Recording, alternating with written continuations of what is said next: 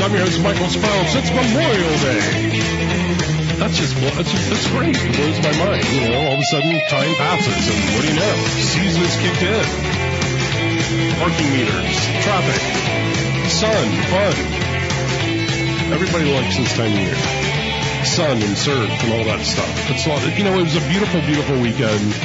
One of the things that I did, I had friends coming to visit over the weekend, and we took a lovely stroll into downtown Lewes and visited my friend Jeff West. We've been friends for many years. He has this phenomenal, wonderful shop called Jeff West Home right there in downtown Lewes. And when I was there was this never-ending string of patrons coming in and picking wonderful things to make their homes beautiful. Welcome, Jeff. How are you? Hello. I'm great. Thank you for having me. Hey, you're so welcome. You don't have any problem getting here today, right? Absolutely. All the traffic's going the other way. The other way. Yeah. They're all going to Jeff West Home. Yeah, I hope so. I should have stayed open later. For myself. So we have been friends for many years, but you have been an interior designer for many, many years, decades. Oh, I guess so. Yeah. Right? Well, you've worked in the field, correct? That's true. Yes, I have. I originally started in visual merchandising with the May Company. Mm-hmm. And that's where I learned so much over 8 years. I was basically a kid, you know, during those years, and I learned, I was in what I like to call the last of the golden years of department store retail. Oh, that's an interesting analogy. Yeah, I'm glad I got in when I did. I met wonderful people, learned so much. That world is kind of gone now, and I'm glad I was in young. And so I think that laid the foundation for the whole thing. I started off in men's fashion. Well, they didn't know what to do with a kid like me, you know, when I came in, you know, they weren't really sure. And they started me in men's fashion, and I learned a lot, met a lot of dear friends there. And then they moved me into the home department. And that's when I started to work with some of the Just when you started to feel comfortable, they put you in. Yeah, they yanked me out of men's and threw me into the bedding department. Wow. But that's where I really got to learn about the Ralph Lauren things and Laura Ashley, all the things, and make the beds and do the room scenes. And I think that's kind of where it started. Interesting.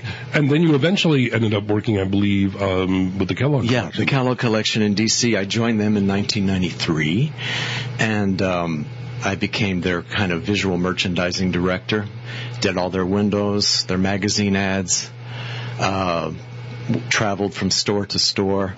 It was great. I always say I got my master's there. Yeah, I spent 15 years with them, and it was just fascinating while I was there. It really was. Sure. Wonderful people I worked with and met. Yeah, that's a long time. I'm sure you learned so much. Oh, I did. I learned more about luxury living there. And beautiful fabrics and fine things, and it's addictive. Mm. I always said I wish I had a cheaper hobby. I should paint or do something else. But no, for me it's rooms. So when I get depressed, I go out and buy a lamp. There you go. That's right. Well, you know, one of the things that because you know, we're Facebook friends, and and of course I know you, and I've seen your phenomenal living areas, and I've seen the work that you've done. You're very good at going to like little flea markets and little sort of hidden places and finding little treasures. I love to go. I want to have my own junking show. Oh, that would be great. I do. I shouldn't call it a junking show. My hidden treasure show. We can work on that. But I would love to have that. I think that would be great fun. I enjoy it. I take friends out and we just go around and I pick. Mm-hmm. And interestingly enough, I sell more vintage and antique things out of my interior design shop than I do contemporary.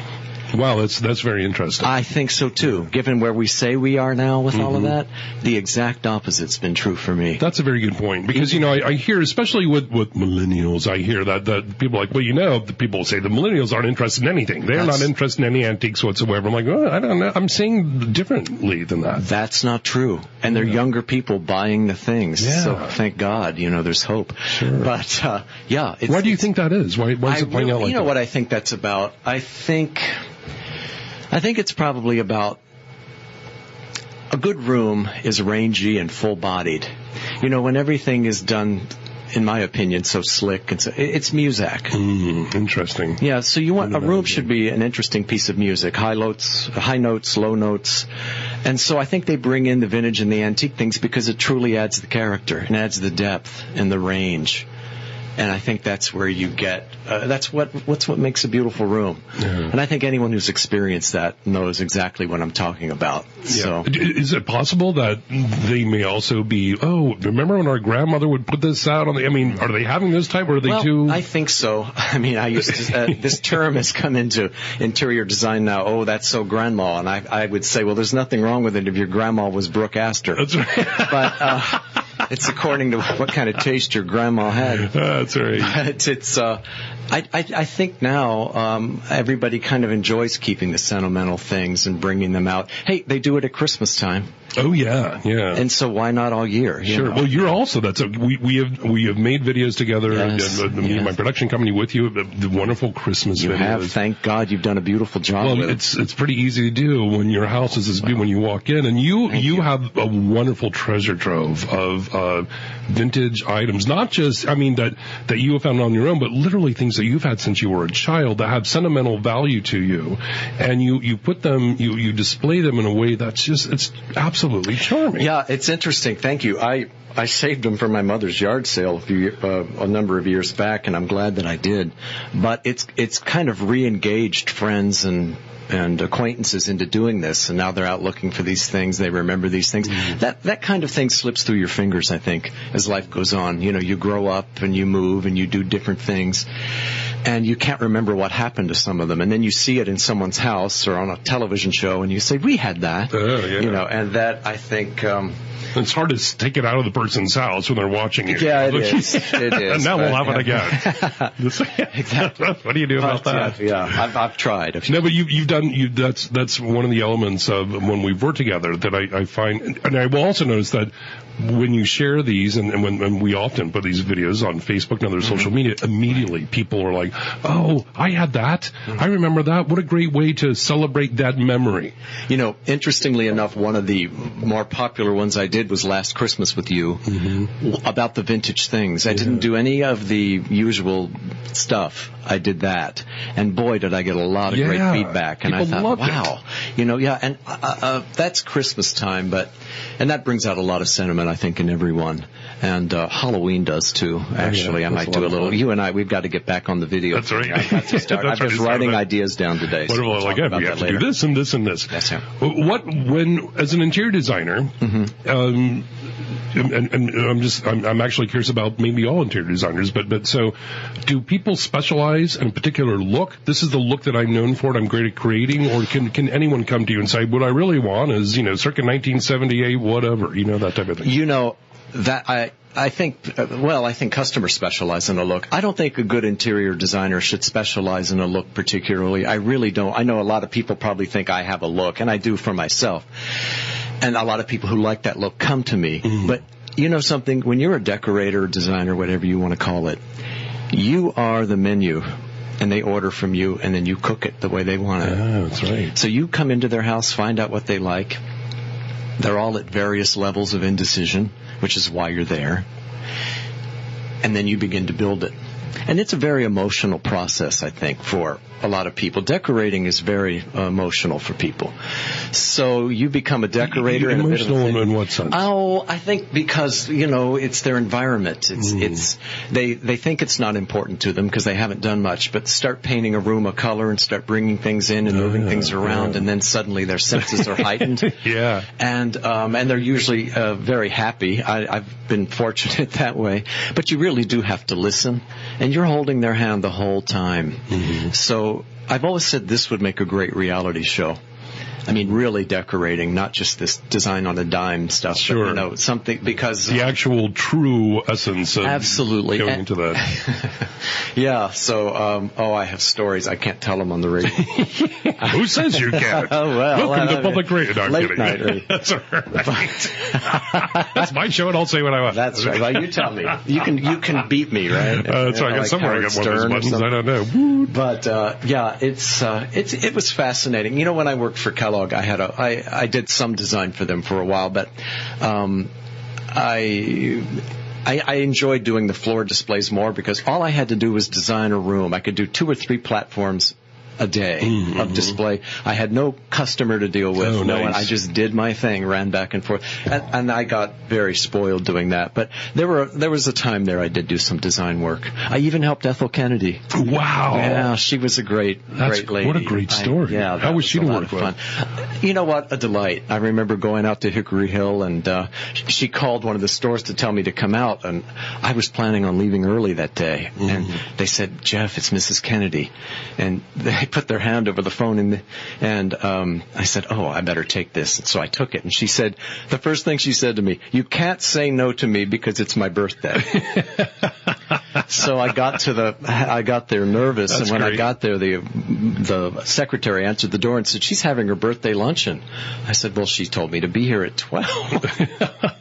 I would have died to see who was sitting at that table, but she came out and met me, and we had a nice time. So anyway. Well, that's great. That's great. Do you, when as you said that it's a very emotional experience for a lot of people, right? When you're really going into the depths of changing the entire look of a room, do you end up becoming friends, or is it just strictly business client? I mean, we do. I think we do. Some of them we do. It's a courting. Some of the jobs are short. We do what they wanted. I do a few things. We're gone, and it's good. Other times, they go on for several years, and we have fun with it. And then they think of a new room they want to do, and they come back to me. Oh, that's good. Yeah. Jeff will know what to do over here. Yeah, exactly. So they call me, and back I come. What are some of the questions that you ask people? Let's say you're meeting for the first time, and someone has had a great experience with you, and they've recommended you to a friend, and that friend reaches out, like, I'm thinking about redesigning my living area, my living room. And do you have questions when you go in that you? Well, usually just going in answers the questions. Yeah. When I walk in the door, I can pretty much see what I think they need, but I listen because I don't want them to. You don't want to come on too strong. So, some of these people are on a diet, as I say visually. First, the paneling must come down. Yes, exactly. So let's take this slow. We'll lose a few pounds here, a few pounds of. But it. I ask them what are their favorite colors? How do they want the room to feel?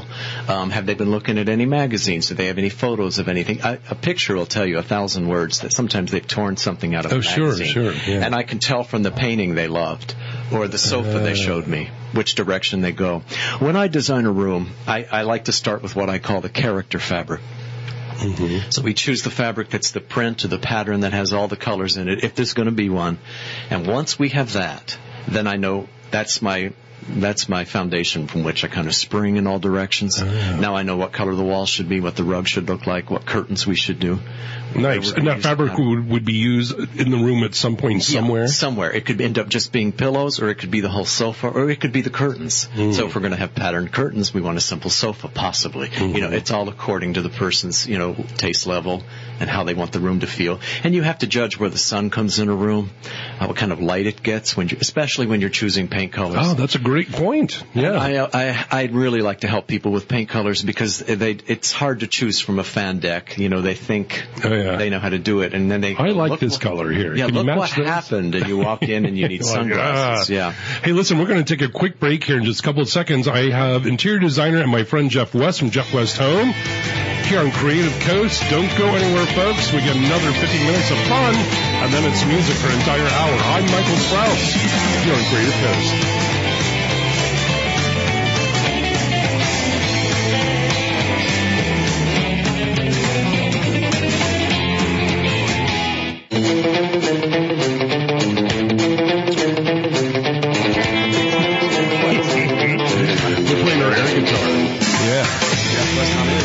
Air drums. Yeah. Oh, there you go. That's what is that? The electric slide guitar. Oh, good one. Yeah. Hey, everybody. I'm Michael Sprouse, host of Creative Codes. We're on Radio Row at 991 FM. I got my friend Jeff West, interior designer extraordinaire. Award-winning. Oh, really? Award-winning, yes. Yeah. Where are those awards? Well, you've incorporated them to the design of That's your... Right. My Oscars, yes. That's right. My Oscars. That's right. Right. So one of the things we were talking about during the break, in fact, you touched upon it briefly and earlier this afternoon. a lot of people watch a lot of, there's a lot of shows out there. Oh, yes. Lipsis, HGTV, whatever. Right. And there's people that, I forget what the one show is. I probably won't know their names, but I think that they're home builders or remodelers. And suddenly they seem to have crossed over into decor and interior design. And now I'm seeing, the photos of them selling things together in different stores.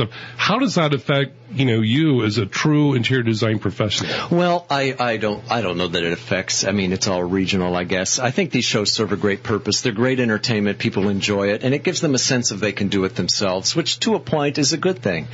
But I think a lot of times they end up in an area where they're not that safe, and then they make a lot of mistakes. So in a way, these shows do designers a great favor. Oh, well, that makes sense. Sure, help me.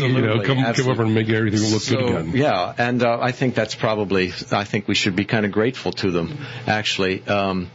But I heard of somebody say one time, if they're in chartered territory that's uncharted for their expertise, what are they going to try and operate on themselves next? Yeah. We need doctors, we need lawyers, we need decorators. Yeah. Well, that's a good point. I think on that level of media, everything gets sort of lost in a fog of just digital messaging, and the other thing that people aren't seeing when they're in front of their TV is that those are very, very slickly produced shows, and it doesn't happen the way that they make it look. Not at all, right. Not at all, and they don't see. It's a lot of smoke and mirrors, I think, but it's entertainment. So I've always said I'd enjoy doing one, but not if I have to pander to.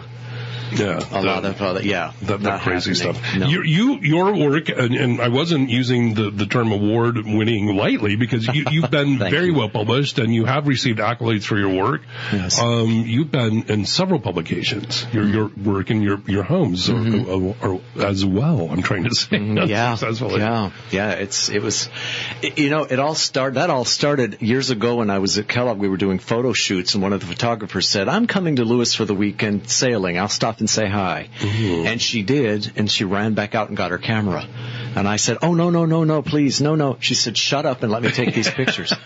I ended up in Coastal Living. Yeah. The first time, and then it just took off kind of from there. And you never say no. If you're an actor, you don't say no to a new part. True. So every time someone called or asked, oh, you bet. And I'm very grateful for all of those, and it was a lot of fun, and I enjoyed the energy of getting ready, and I learned a lot about it, but I learned a lot about it doing the photography too for the retail world when I would do the magazine ads, how to tell through a camera space how something was going to look, and it was a lot of fun. I enjoyed it. One of the more fun ones was a holiday shoot, but we did it in September. So I ended up at Sposato's trying to get a live tree. I know they probably thought I was crazy. My father said, "Why don't you leave it up?" I said, "No, Dad, I don't think I can stand it until December, but I wish I'd had a way to keep it because we had to throw it away." When you are, let's say, out on these sort of escapades where you're going and you're looking in these wonderful little places and finding items that you may end up bringing back into your own shop, what is it that's happening in your mind? What is it that makes you say, "Oh, this is something I'm going to bring back. People are going to like that"? Is there a sensation? Yeah, it's just a gut instinct, I guess. I'm an old hoofer, as they say, when it comes to this, so I know pretty much what will sell. People are bamboo crazy, I know, and they love vintage rattan, and you try to keep it pretty. And I think it's the way you put it together, too. Like I said before, it's like a piece of music. You just high notes, low notes, and that's what I tell clients, too. Don't look at one note and say you don't like the music. Just hang on. Wait till we get this whole thing put together. Not that they have, but until you see everything done, you can't tell where we're going. Is it possible that someone can change the look of a room with a few simple? Oh, absolutely. I mean, I'm a pillow-aholic. You are a pillow-aholic. I wonder if there's a support group for people like me. Yeah, so, pillow-aholic, and I'm a lamp-aholic. I get to say I'm lit all the time. But yeah, you throw in a few new throw pillows, a paint color, of course, the easy things. I know some people, I do this myself. Autumn pillows and spring pillows. Yeah, so 6 months in, you switch out the pillows, have some neutral sofas, and change out your pillows, and maybe a lampshade. It's amazing what that can do. Wow. You don't have to spend tens of thousands of dollars. And but if you're going to, you should go to Jeff West Home. What am I saying? There's nothing wrong with that either. Scratch. See, you should have bleeped me out. Yeah, but I think possibly that people need to realize that a good sense of design isn't always just for people with means. That's very approachable for everyone. That is a great point, Michael. And I tell you, it's not that you have a lot of money, it's what you do with the money you have. It's about observation. Pay attention. Watch old movies. Look through nice magazines. Teach yourself. I didn't grow up with great taste. I grew up with the traditional early American living room from the furniture store in 1975. Corner, absolutely. A giant stereo console. A little Ethan Allen if we were lucky. And, but I observed and I watched and I thought, wow, that's pretty. That's lovely. And I'm comfortable in it. And so many people are. I think your environment is extremely important to your psychological state. It's very important to wake up in a beautiful bedroom or walk into a nice living room. It's about self-respect, I think. It's about, it's just showing yourself that you care, Sure. Have you ever been in a room and it's not a client, you're just there maybe socially and you're like, oh my God, the things I could do in this stream. I was walking around the studio doing that. I was, while I was waiting on my set. Matter of fact, why not start over here? I'm going to move the sofa while they're on.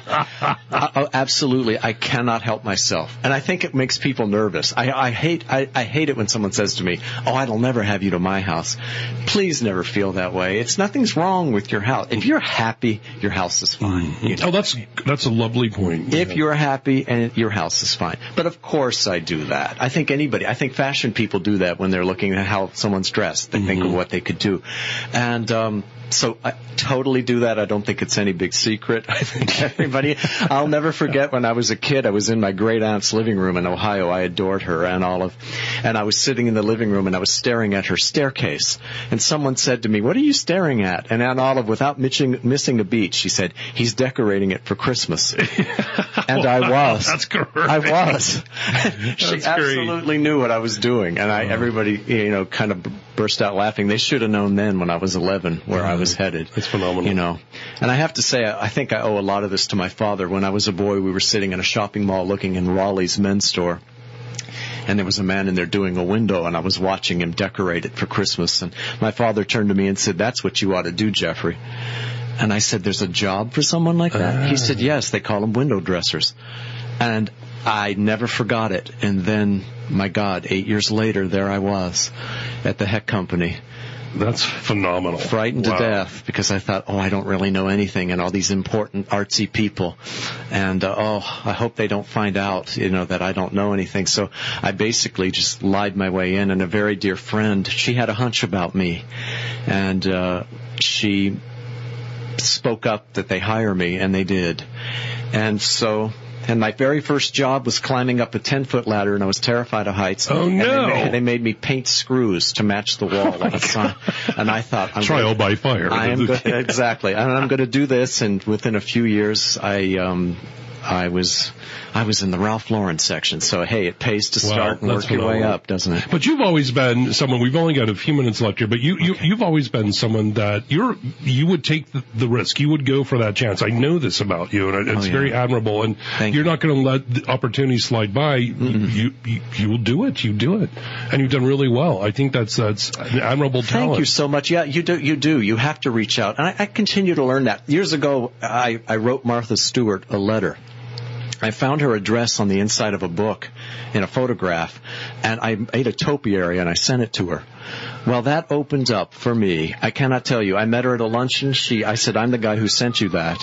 And she invited me to her home in the Hamptons for a fundraiser. Wow. What a night. Yeah. And she was lovely to me. I got invited to Turkey Hill in Westport the following year. Pinch me. So do those things. Don't worry what other people say. Reach out to your mentors, your idols. or the people you can learn something from. That was the thing. I just wanted to always feel like I had learned something. Yeah. And I was always grateful to all those wonderful people who taught me something. It just helped me up as we move up, as we all are. We all have people that kind of help us into being. Sure. Yeah. We never do anything alone. Yeah. And I think as you get into your career further, you remember those things, and it's important for young people coming up to remember Absolutely. that. Yeah, and we're always learning. We never know it all. Yeah, even though we're still young people, right? Even though we're still young people. Well, I have a theory not a theory. I have a whole thing about that. You add the numbers together. So I'm 52. Mm-hmm. So 5 plus 2 is 7. So I'm 7. Hey, there you go. That's right. That'll work. In July, I'll be 8. Hey, that's incredibly young.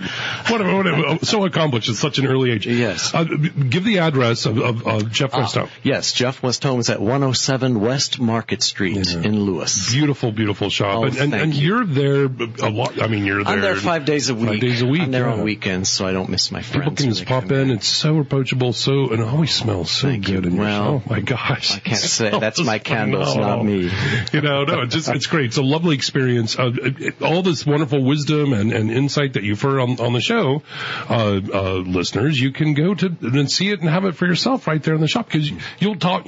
You're open and approachable for everybody. Absolutely, I try to be. Yeah, you're great about it. Come in and say hi. There's zero reason to feel intimidated to go into that store and maybe make a great new discovery and find something beautiful. Oh, thank you, Mike. Take it home with you. Make your house beautiful as well. Thank you. I will definitely have you back on the show again soon. I get you on the other show. I know that you and I have some projects we're going to be doing. Oh my again. God, yes. Let's have a good time together. I'd like another half hour someday. I would too. I know. I'm like, wait, we've only got like 30 seconds left. How is that possible? Well, I know it's crazy, but we will do this. And of course, I just want people to go down and to your shop and see what's going on there. The next time I have you on, you have some great connections with some really famous, like the Betty Davis. Oh yes, we'll talk about that. We'll definitely have to talk about that. That'll be a teaser for the next time. We'll get you on the air. And listen. Oh, there's our outro music. Jeff, thank you so much. Jeff West. You don't need to thank me. I loved it. This is a great time. Everybody, you're on Creative Coast. I'll be back for the next hour with all types of fun music. Hope you have a great Memorial Day. I am. It's Radio Road of 91 FM. You're on the